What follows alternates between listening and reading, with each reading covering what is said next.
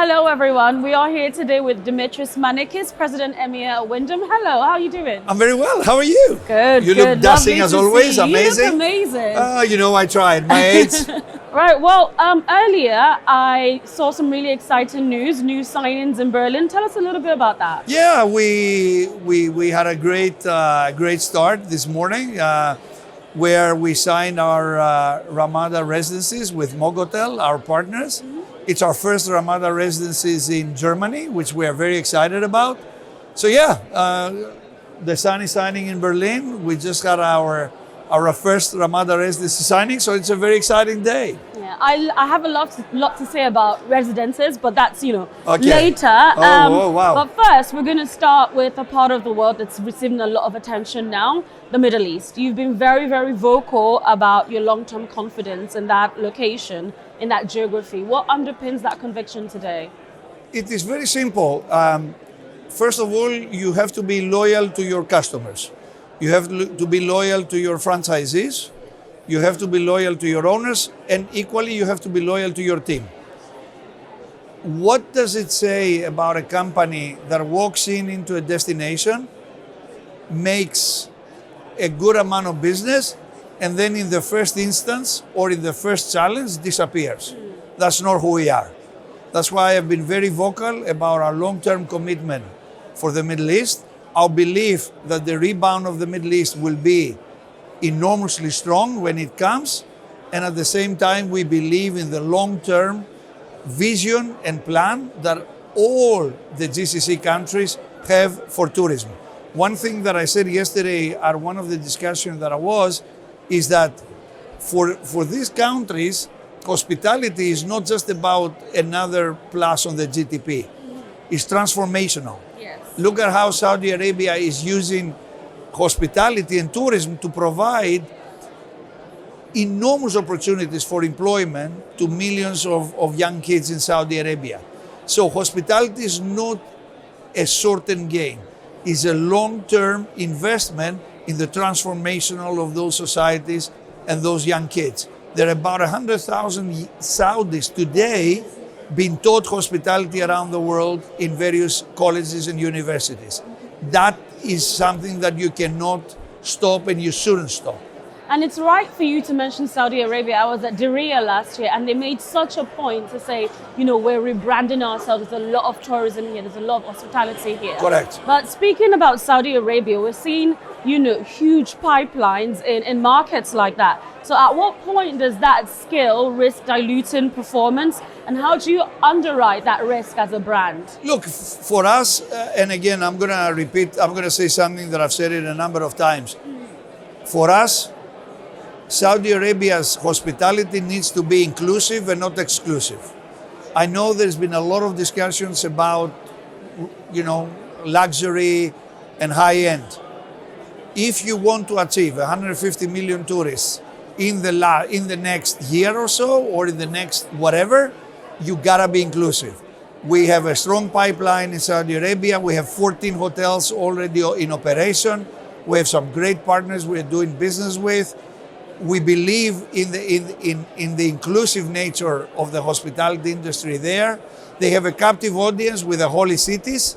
So I see Saudi Arabia being a prototype of a lot of different developments in hospitality across the world in the next 5 years.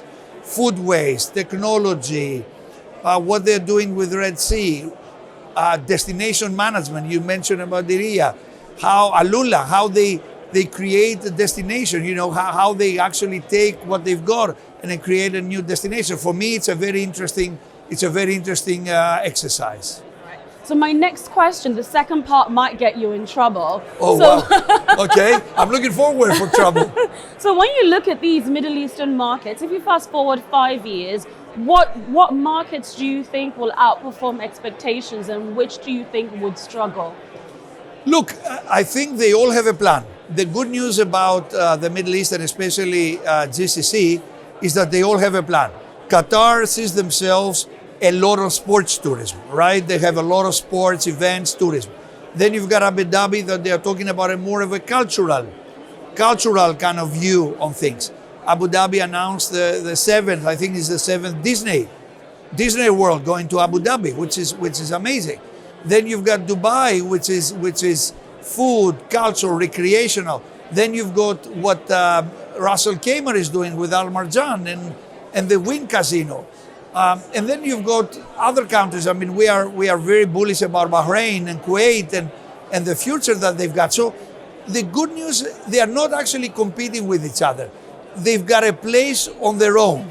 And again, very important, tourism and hospitality has been part of every country's vision.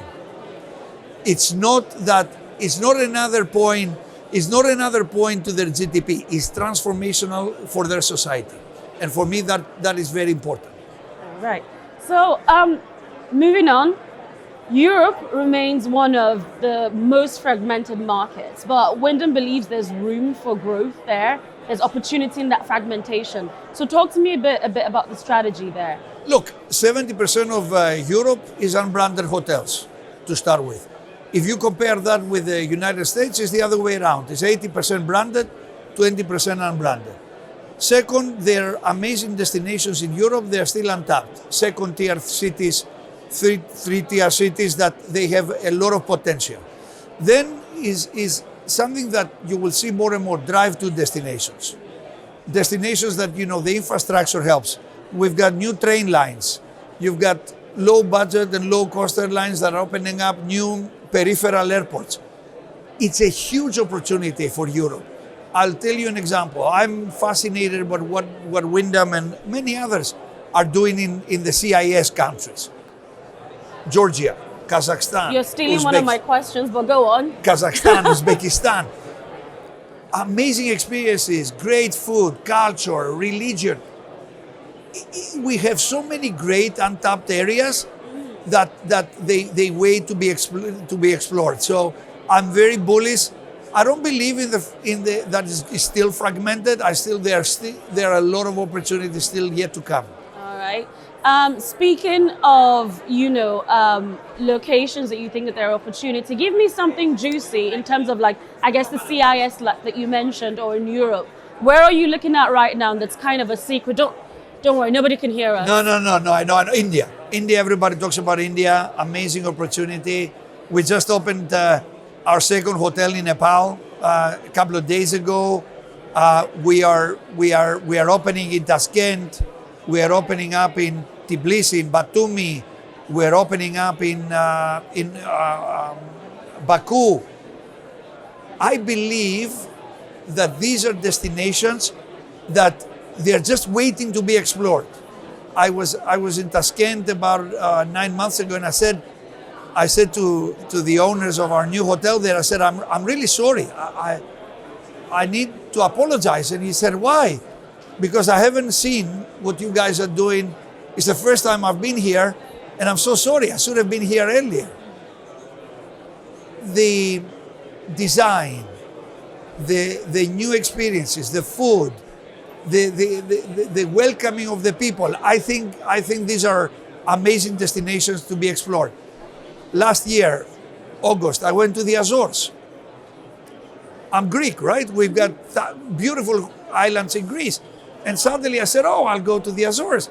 I went to the Azores. I couldn't believe the amazing destination the Azores are. So what I'm trying to say that there's still so many places for human beings to explore. Most importantly, travel. Don't stay at home.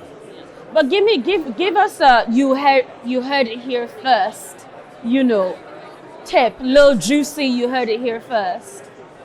So we've been to Georgia. We were among the first ones who went to Georgia. We were among the first that we went to 45 cities in Turkey. I'm hearing where, but I want to know what's happening. Oh, what's happening? Yeah. Oh, you want to know where? First. Heard it here first. Go there first. Where you heard it here at the news desk first. Oh, wow. I believe the Nordics will be a huge. Everybody talks about Iceland. I get it, but I think the Nordics are going to be an amazing opportunity for the future.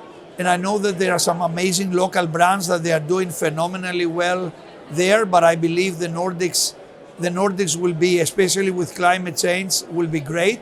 don't underestimate, and I'm gonna be biased, don't underestimate the small Greek islands. I know that every time I talk to people, they say, oh, Mykonos, Santorini, don't underestimate Folegandros and Naxos and Tinos. These are the new destinations that people will go and they really discover hospitality as it should be. All right. That's enough of putting you on the spot.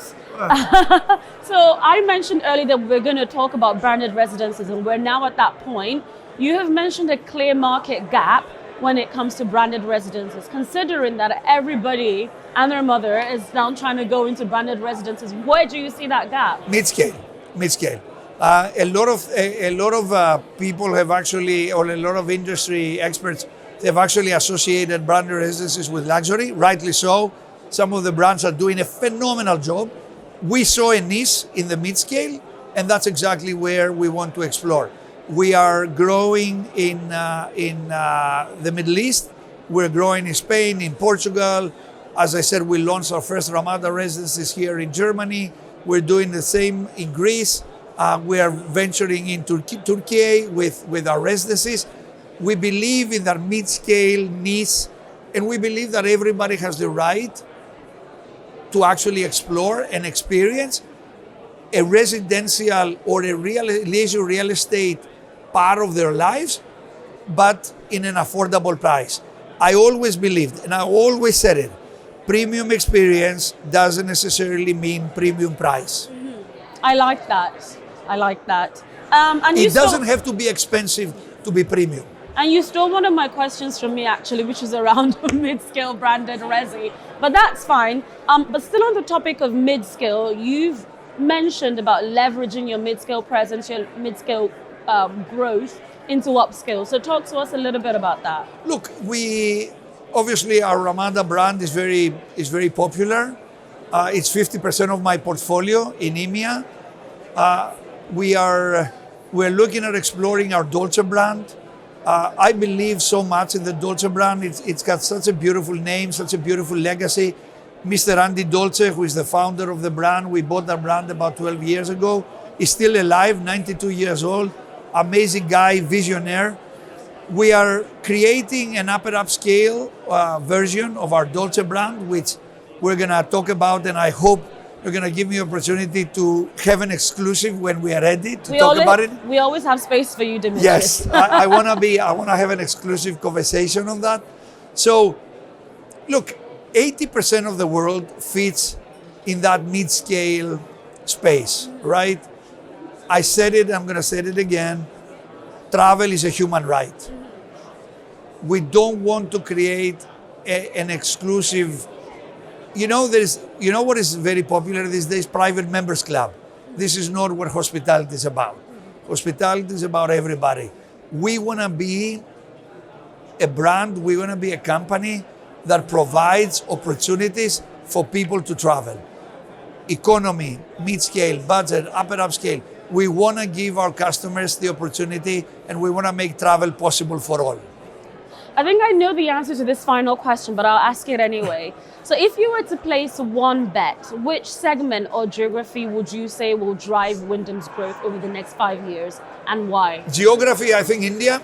India will be one of our fastest growing markets.